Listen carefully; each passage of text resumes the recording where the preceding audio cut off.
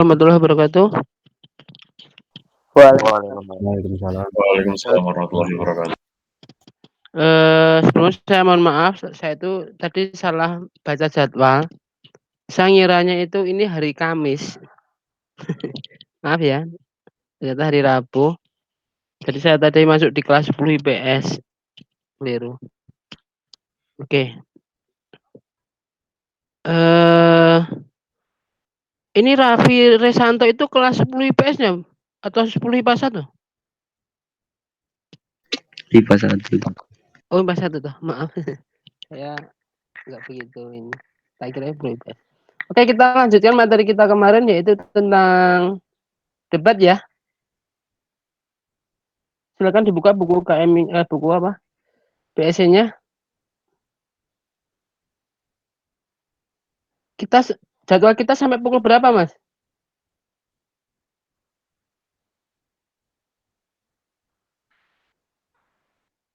Halo. Jadwal kita sampai pukul 9.30 ya. Oke, enggak apa-apa. Kita langsung aja.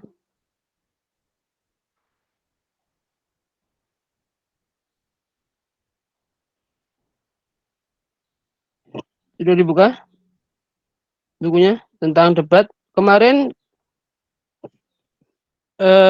kita sudah membahas tentang makna debat ya, sudah toh? Halo. Sudah, Ustaz. Cek. Oke, makna debat sudah. Terus unsur debat sudah. Kemudian tata cara debat artinya maksudnya tata urutan debat ya. Dimulai dari pembukaan oleh apa itu? Moderator kan? Oke. Dari mulai moderator terus pengenalan mosi, kemudian pengenalan peserta, terus pernyataan pendapat dari masing-masing saksi, kemudian pengantar oleh moderator, kemudian penyampaian debat, kemudian ditutup dengan kesimpulan dari pernyataan atau pendapat sebelumnya atau closing statement, kemudian penutup. Ya toh, kemarin sudah sampai itu toh, Mas? Halo. Nah, kita lanjut pada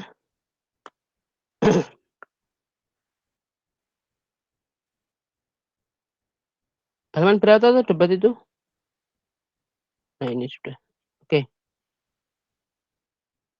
Nah, pada intinya, pada unsur debat itu yang non manusia cuma mosi ya, lainnya adalah manusia. Dari mulai moderator, tim afirmasi, oposisi, netral maupun moderator dan notulen. Yang non manusia adalah mosi. Oke, mosi masih ingat toh apa itu mosi? Yaitu isu atau permasalahan yang dibahas. Oke? Nah, kita masuk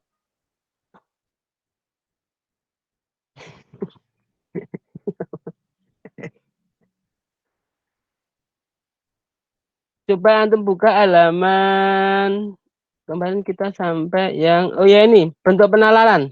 Oh, cara mengambil kesimpulan ya. Jadi cara untuk menentukan kesimpulan dalam debat. Jadi ini pada sesi terakhir ketika setiap tim menyampaikan kesimpulannya setelah mereka menyampaikan debat atau pendapatnya masing-masing. Oke?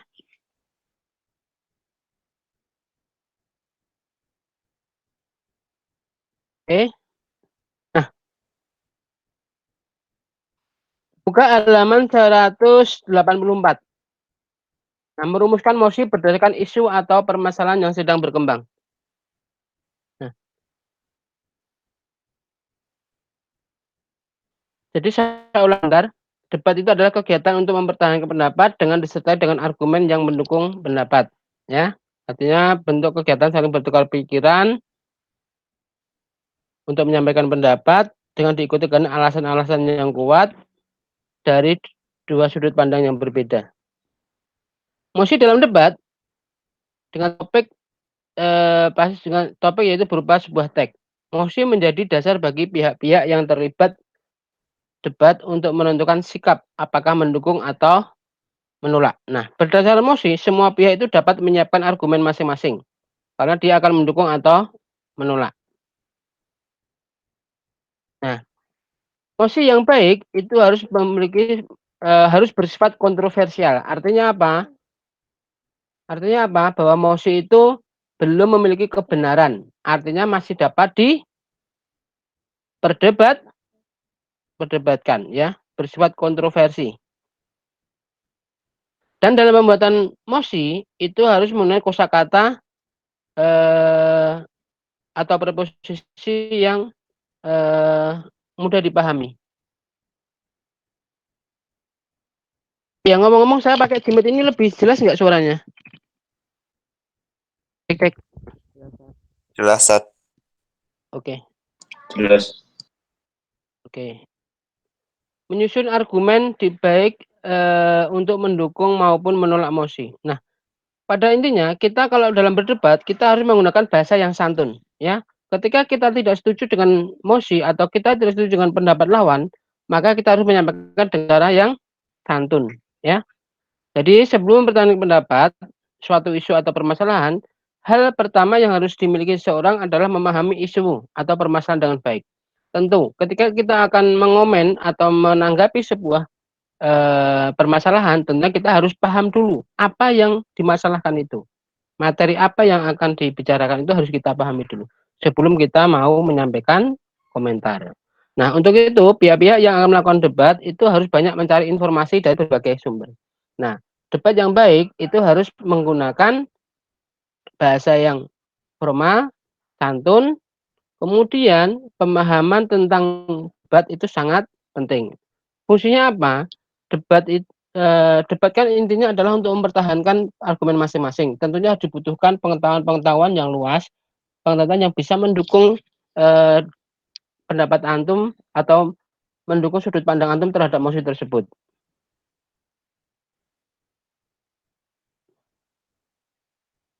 Contoh kita mencari sumber-sumber pengetahuan untuk mendukung pendapat kita tentang mosi itu, artinya kita harus mempelajari mosi tersebut. Kita bisa mencari beberapa sumber informasi mengenai mosi tersebut. Bisa melalui televisi, radio,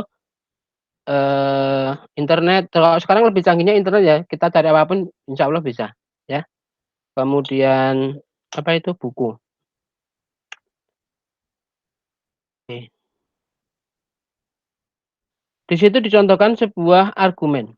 Lihat, menurut saya tawuran antar pelajar terjadi tidak saja karena karakter anak-anak yang cenderung brutal. Lebih dari itu, tawuran terjadi karena anak-anak mendapat teladan yang kurang baik dari para pemimpin bangsa yang sibuk saling berebut kekuasaan dan saling menghujat. Televisi dan internet pun dengan bebas menyajikan berbagai aksi brutal yang membuat anak-anak tergoda untuk meniru. Nah, di situ bisa kita lihat kutipan itu dari pembicara menyampaikan pendapat bahwa tawuran antar pelajar terjadi tidak saja karena karakter anak-anak yang cenderung brutal. Alasan atau argumen yang disampaikan itu adalah artinya alasan yang bukan karena brutal itu yaitu satu, lebih dari itu tawuran terjadi karena anak-anak mendapat teladan yang kurang baik dari para pemimpin bangsa yang sibuk saling berebut kekuasaan. Dua, televisi internet itu sangat bebas menyajikan berbagai tayangan-tayangan yang negatif, yaitu tayangan aksi brutal yang bisa membuat anak-anak itu tergoda untuk meniru. Menirunya biasa anak muda kan biasanya jiwanya masih labil, kemudian jiwanya juga masih membara ya. Jadi sukanya hal-hal yang menantang, itu meniru kayak gitu. Oke. Nah, cara menyimpulkan hasil debat. Nah, untuk menyimpulkan sebuah pernyataan pendapat, menyimpulkan pendapat-pendapat yang sudah diperdebatkan sebelumnya, maka biasanya kan setiap setiap tim, baik afirmasi maupun oposisi ataupun netra, tentunya akan memberikan closing statement atau memberikan simpulan, yaitu berupa pernyataan pendapat dari pendapat yang atau argumen yang sudah sebelumnya disampaikan. Nah, cara menyampaikan simpulan atau cara membuat simpulan, hal ini ada dua macam sebenarnya. Ada secara deduktif, ada secara induktif, ya. Deduktif itu biasanya kita pakai namanya silogisme. Nah, silogisme itu apa? Pengambilan kesimpulan dari beberapa premis. Premis itu apa? Pernyataan-pernyataan pendapat, ya. Ada premis mayor, ada premis minor. Premis mayor itu seperti premis utama, premis yang lebih pada ini untuk hal yang umum. Kalau premis minor itu lebih kecil atau lebih subjektif. Oke, kita lompati itu. Yang penting ini, yang cara pengambilan kesimpulan dengan cara induktif, ya. Pengambilan kesimpulan secara induktif itu adalah pengambilan kesimpulan dengan mencari hal-hal atau peristiwa yang khusus, ya. Oke, sampai sini dulu, paham? Paham, Dad. Ya. Bisa antum baca di halaman 189 itu ya. Jadi simpulan debat itu disusun berdasarkan pendapat dokumen yang telah disampaikan sebelumnya. Penalaran yang digunakan untuk menyusun simpulan itu bisa digunakan dengan menggunakan penalaran induktif, ya. Ini kan ada induktif. Sebenarnya ada cara pengambilan kesimpulan ada dua, ada induktif, ada deduktif. Nah, kalau deduktif tadi sudah saya sampaikan dengan cara silogisme. Di buku ini nggak ada ya. Terus yang kedua yaitu dengan cara induktif. Nah, itu di buku ini ada kalau yang induktif ini. Jadi pengambilan penalaran induktif itu penalaran dengan mengambil peristiwa khusus. Yaitu ada 3 cara. Yaitu dengan cara 1 generalisasi, 2 analogi, dan 3 sebab akibat. Oke? Kita lanjut yang pertama, yaitu pengambilan kesimpulan dengan cara generalisasi. Apa itu yang dimaksud generalisasi? Yaitu penarikan kesimpulan dengan cara berpangkal pada pernyataan pertanyaan yang bersifat khusus. Artinya berpangkal itu apa? Berdasarkan, jadi mengambilnya berdasarkan dari pernyataan yang khusus atau fenomena atau peristiwa yang khusus. Kemudian ditarik pernyataan yang bersifat general. Ya, artinya apa? Diambil dari pernyataan yang bersifat umum, ya. Umum itu apa? Artinya lebih pada hal yang mencakup dari semua dari peristiwa khusus itu, ya. Seperti kalau dalam kosakata ada hipernim, ada hiponim, ya. Hipernim itu kata umum, hiponim kata khusus, itu seperti kayak misalkan motor, mobil, terus becak motor itu nanti masuk pada hipernim kendaraan bermotor, atau kangkung, bayam, wortel itu masuk hipernim atau kata umum hipernim yaitu sayur. Nah, begitu pula dengan model generalisasi ini. Jadi menyampaikan dari hal-hal yang khusus dulu, apa itu saja, apa itu, dan dari semua yang khusus itu sebenarnya membicarakan tentang apa. Nah, itu diambil dalam hal yang umum, ya. Nah, umum itu dijadikan sebagai simpulan. Contoh di situ ada beberapa pernyataan khusus. Bahasa Indonesia menyerap kosakata dari bahasa Arab, terutama yang berkaitan dengan masalah keagama, terutama agama Islam. Terus contoh kosakata hasil penyerapan dari bahasa Arab adalah musyawarah, hak, salat, dan taubat. Nomor 3, bahasa Indonesia juga menyerap kosakata dan istilah bidang teknologi dari bahasa Jepang, Jerman, Korea, dan negara lainnya. Yang keempat, kosakata dan istilah teknologi hasil penyerapan dari negara-negara tersebut, antara lain komputer, gadget, televisi, internet, dan astronot. 5, tak hanya itu, bahasa Indonesia juga menyerap kata istilah budaya dari negara lain. Terus 6, contoh kosakata hasil penyerapan terakhir antara lain karate, dansa, bakso, mie, dan kimono. Nah, dari pernyataan khusus itu bisa diambil simpulan atau cari hal yang umum, yaitu artinya di situ pada intinya kan membicarakan tentang apa? Asal kosakata bahasa Indonesia kan. Nah, maka di situ bisa diambil simpulan yaitu bahasa Indonesia menyerap kosakata dan istilah dari bahasa asing untuk memperkaya perbendaharaan kosakata. Oke? Jadi di situ jelas bahwa untuk penarikan simpulan dengan cara umum yaitu berdasarkan dari pernyataan pertanyaanku khusus. Dari pernyataan khusus itu semuanya dikumpulkan, kita olah, kita pikirkan, oh ini maksudnya bagian ini ternyata. Itu makanya diambil simpulan. Oke? Paham sampai sini? Paham, Ustaz. Baik. Kita lanjut yang analogi. Analogi dari kata analogi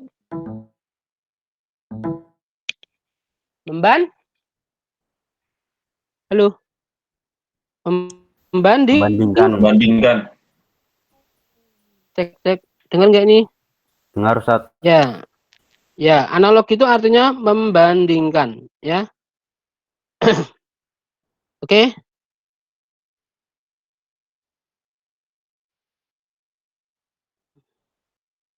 Nah,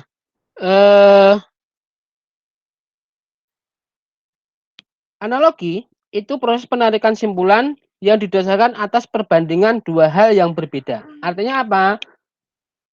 Dalam penarikan simpulan ini akan disajikan sebuah pernyataan yang berbeda. Nah, dari perbedaan itu atau pendapat-pendapat yang berbeda itu nanti akan kita cari kesamaannya. Nah, dari kesamaan itu atau hal yang sama itu baik dari segi fungsi, ciri atau apapun itu nanti kita ambil persamaannya dan persamaan itu kita jadikan simpulan, ya. Jadi prinsipnya analogi itu adalah untuk mencari hal atau persamaan yang nantinya menjadi simpulan, ya. Oke, paham ya? Paham, Ustaz. Paham. Oke, ini ada yang baru masuk masalahnya. Bentar, oke. Kita lanjut. Contoh di situ ada pada pernyataan, ada dua pernyataan ya. Pembanding satu, orang tua mendidik kita di rumah dengan penuh kasih sayang. Mereka mengajari kita banyak hal. Tak jarang kita dimarahi ketika kita nakal dan tidak mematuhi nasihat mereka. Terus yang kedua, pembanding kedua, di sekolah para guru juga mendidik kita dengan penuh kasih sayang. Guru-guru mengajari kita berbagai ilmu pengetahuan dan keterampilan. Bahkan juga memberikan teladan akhlak yang baik demi menanamkan kedisiplinan dan tanggung jawab. Para guru pun acap kali memberi hukuman pada kita. Nah, dari dua pernyataan yang berbeda itu, ya, dari dua pernyataan yang berbeda itu, bisa kita ambil persamaannya, yaitu apa? Bahwa karena ada sama-sama ada kata kasih sayang, ya kan? Jadi kasih sayang itu biasanya dimiliki oleh orang tua, ya toh? Nah, di situ bisa diambil simpulan. Jadi dapat dikatakan bahwa para guru adalah orang tua kita di sekolah, ya. Oke. Atau mungkin ada contoh yang lebih mudahnya yaitu eh,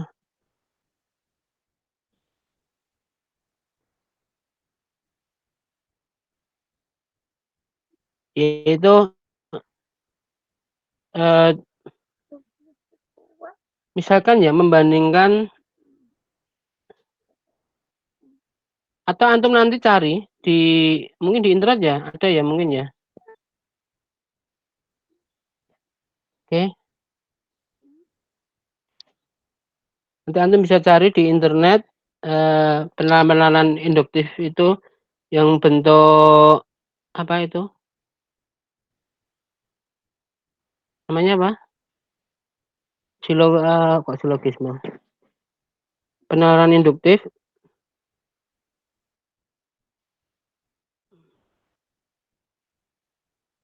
contohnya yaitu bisa antum bentar ya di sini kok ada banyak yang baru masuk ya malah terganggu ini ya.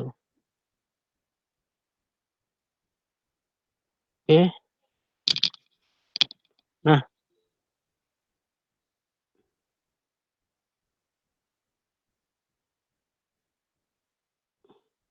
Oke.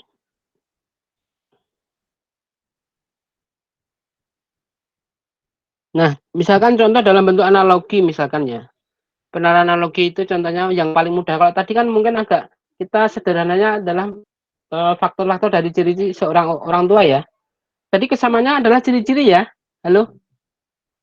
Yang analogi tadi Ya. ada kasih sayang, ada teguran, atau nasihat ya toh. Itu dilihat dari ciri-cirinya. Kalau ini contoh misalkan Nina adalah lulusan akademi A. Nina dapat menjalankan tugasnya dengan baik. Ali adalah lulusan akademi A. Oleh sebab itu Ali dapat menjalankan tugas dengan baik. Nah, kalau diambil simpulannya di situ tadi jelas bahwa konklusinya adalah Ali dapat menjalankan tugasnya dengan baik melihat dari A tadi akan lulusan akademi A. Atau contoh sebuah paragraf yang lain misalkan di sini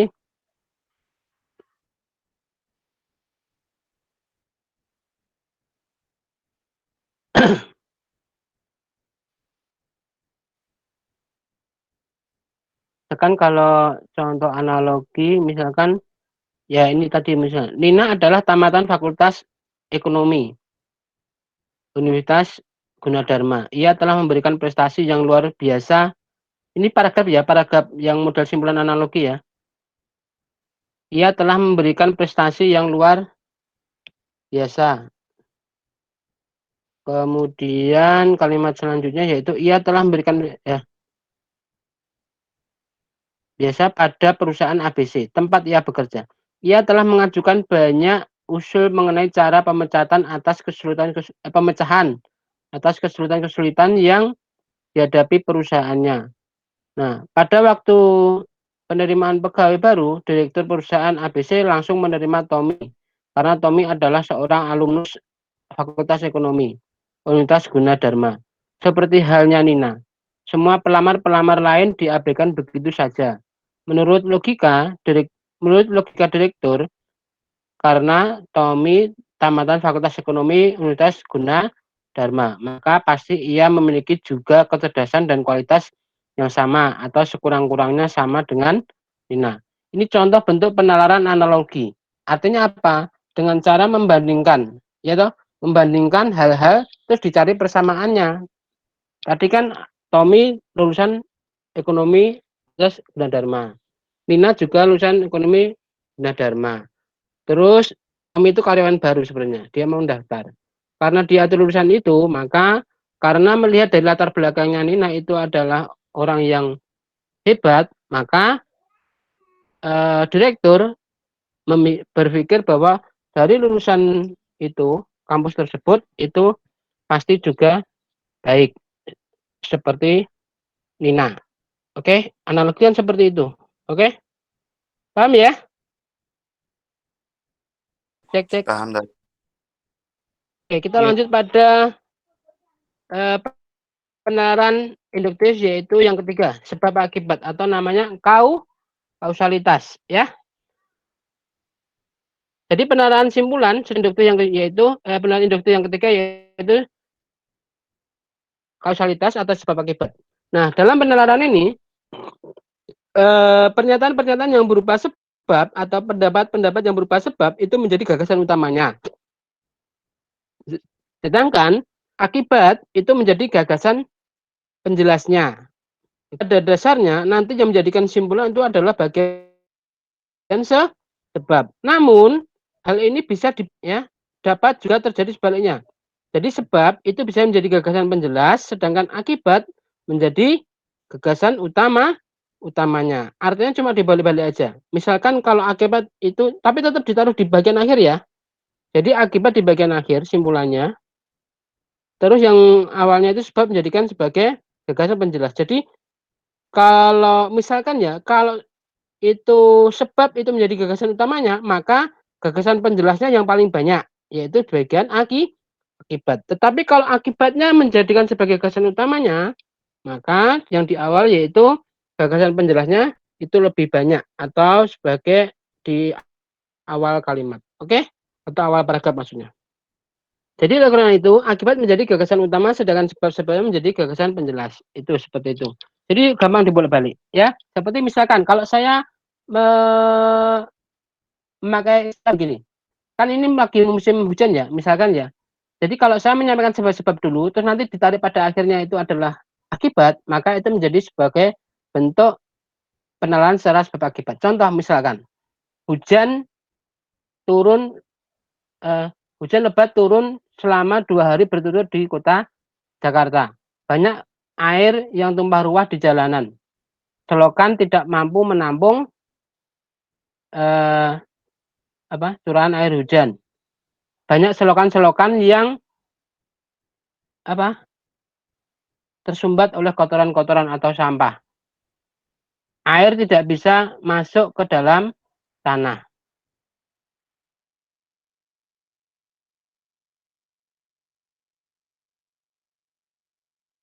Hebat, misalnya gitu. Ya, jadi itu adalah bentuk-bentuk bentuk dari contoh kerap yang menggunakan penalaran secara itu yaitu sebab akibat. Tapi kalau saya mau balik akibat terus yang dijadikan gagasan utamanya adalah sebab, itu bisa saja. Misalkan banyak wasi di pendopo rugi. Mereka mengalami banyak keluhan mengenai penyakit, gatal-gatal, flu, batuk, dan demam. Tak hanya itu, karena banyak mereka yang belum makan dari bantuan-bantuan yang mungkin harusnya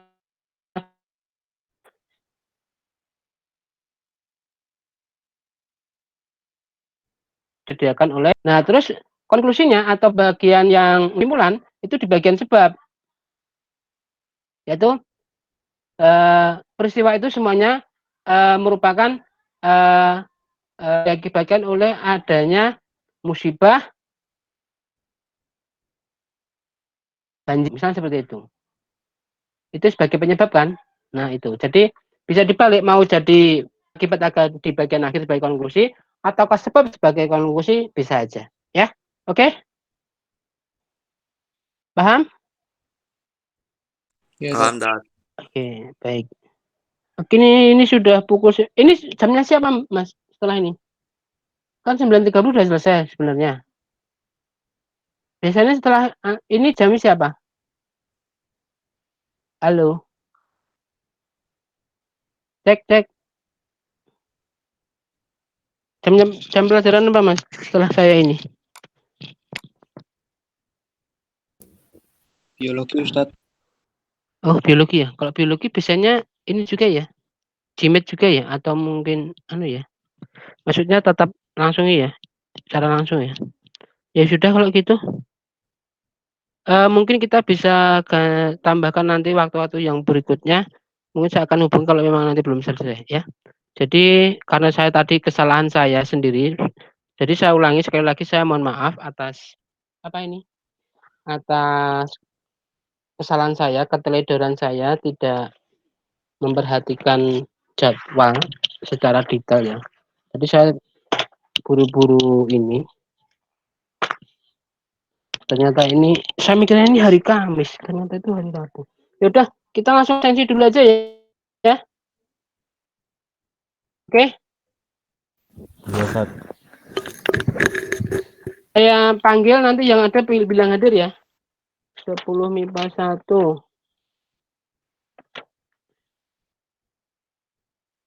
Akmal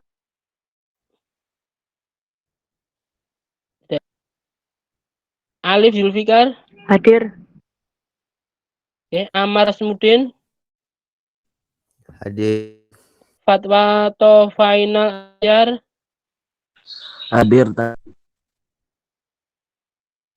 Oke, Faisal Akbar. Hadir, Dad. Fuad Firmansyah. Hadir. Iyasa Ayasi.